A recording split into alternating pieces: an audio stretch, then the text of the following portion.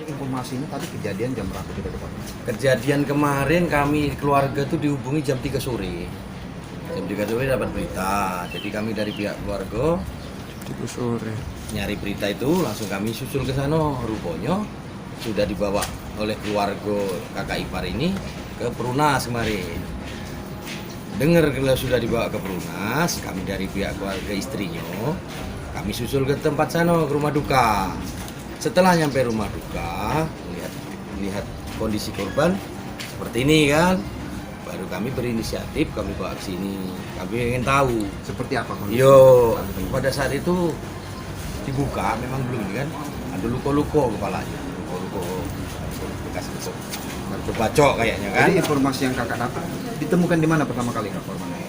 Menurut keterangan ponakannya keluarga dari kakak ipar korban ini, kakak dari adik iparnya, dari adiknya sama keponakannya, yang kami tanya itu kan yang bawa korban dari kebon dari TKP itu ke ini, dia di Tanjung Lago, kecamatan mana itu agak kurang ini. Banyuasin yang jelas kan? Pokoknya posisinya di Yo kebun. di kebon di bawah batang kelapa.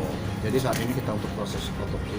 Iya, saat ini kami memang menyerah ke permasalahan ini ke Polda Sumsel untuk dilakukan otopsi, untuk dilakukan penyidikan sesuai dengan prosedur yang berlaku. Rencana almarhum akan dimakamkan. Almarhum rencana kalau sudah selesai dengan otopsi hari ini, insya Allah nak dibawa ke rumah duka di Perumnas, tempat orang tuanya. Nama lengkap korban?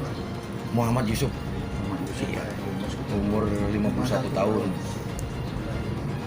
Oh, kakak siapa? Putri Margon. Terima kasih.